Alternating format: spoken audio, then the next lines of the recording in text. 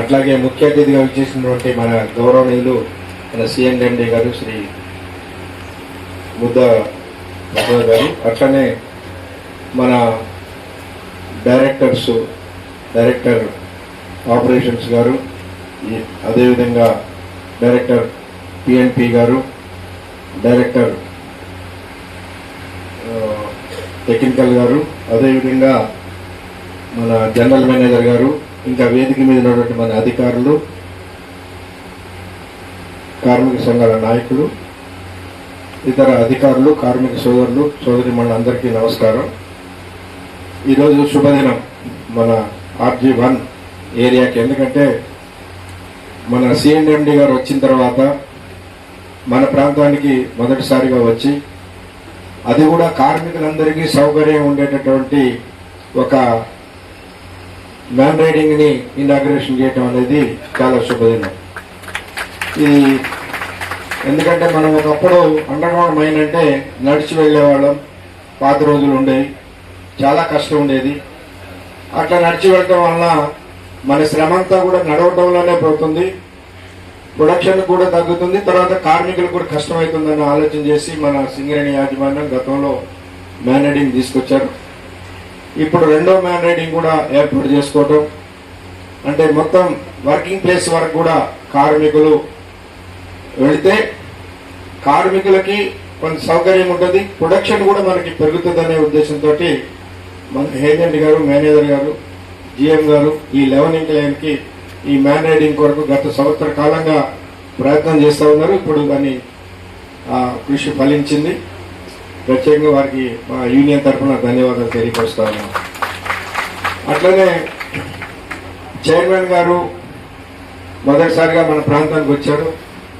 సరే, వారిని మేము కలిసినప్పుడు వారు కూడా చెప్పింది ఏంటంటే తప్పనిసరిగా మనం కార్మికుల సమస్యలు పరిష్కారం చేసుకుందాం, ప్రొడక్షన్ ఇవి కూడా పెంచుకొని కంపెనీ లాభాలు దిశగా ఉంటే మనం అన్ని పనులు కూడా చేసుకోవచ్చని వారు చెప్పారు. ముఖ్యంగా ఇవాళ కార్మికులందరూ కూడా ఎదురు చూస్తున్నటువంటి విషయం ఏంటంటే గత దాదాపు 11 నెలలుగా మెడికల్ బోర్డు ఆగిపోయింది. అది కూడా వారి దృష్టికి తీసుకెళ్లాం గతంలోనే. తప్పనిసరిగా మళ్ళీ ఏర్పాటు చేద్దామని చెప్పారు. మరి వారు చెప్పిన ప్రకారం తొందరలో ఈ మెడికల్ బోర్డు ఏర్పాటు చేస్తే చాలా మంది కార్మికులు అండర్గ్రౌండ్ దిగలేక, అనారోగ్యం వలన పని చేయలేక, లేదా పిల్లలు ఉద్యోగాలు లేకుంటే ఈ కారణాల వలన మెడికల్ బోర్డుకి అప్లై చేసుకోవడం జరుగుతూ ఉంది. కాబట్టి ఈ మధ్యకాలంలో మరి ఏదో కారణం వలన అది కొంతకాలం నిలిపివేయబడింది. దాన్ని మళ్ళీ పునరుద్ధరిస్తే మరి కార్మికులందరూ కూడా చాలా సంతోషంగా ఇంకా మనం ఈ ప్రొడక్టివిటీ పెంచుకోవడానికి అందరూ బాగా సహకరిస్తారని చెప్పేసి మీ అందరి తరఫున చైర్మన్ గారికి మరొకసారి విజ్ఞప్తి చేస్తా ఉన్నాను. అట్లనే డిపెండెంట్స్ కూడా పెండింగ్ అయినాయి. ఒకప్పుడు మనం డిపెండెంట్ జాబ్ అంటే అన్ఫిట్ అయినా లేదా చనిపోయినా యాజమాన్యం ఇక్కడే అసలు GMFలో పర్సనల్ డిపార్ట్మెంట్లోనే ఇచ్చేసేవాళ్ళు. సరే, దాన్ని కొంతకాలం తర్వాత GM గారి పరిధిగా తీసుకొచ్చారు. ఇప్పుడేమో ఎవరైనా మినిస్టర్స్ ఎవరైనా ఇవ్వాలని అంటారు. దీనివల్ల వాళ్ళ టైం కుదరకనో ఏదో కారణాల వల్ల ఆలస్యం అవుతూ మెడికల్ ఫిట్ అయి కూడా దాదాపు 10 నెలలుగా జాబ్ లేక ఎదురు చూస్తూ ఉన్నారు. పాపం కొంతమంది ఉద్యోగాలు కూడా వదిలిపెట్టారు. మా తండ్రి ఉద్యోగం వస్తుంది ఇక్కడ అని చెప్పేసి వేరే చేసే జాబ్ కూడా వదిలిపెట్టేసి వచ్చారు. ఇప్పుడు దిగిపోయిన కార్మికుడికి జీతం రాక, ఈ కార్మికుడి పిల్లలు మరి ఉద్యోగంలోకి ఎక్కక చాలా ప్రాబ్లమ్స్ ఉన్నారు. అవి కూడా వారి దృష్టికి తీసుకెళ్ళాం. దయచేసి వారు మరి ఇది కూడా తొందరగా పరిష్కారం చేస్తే మంచిగా ఉంటుందని. అట్లనే విజిలెన్స్ పేరు మీద చిన్న ఇవాళ ఎన్నో మన తెలుసు పెద్ద పెద్ద సింగరేణిలో కేసులు జరిగినాయి.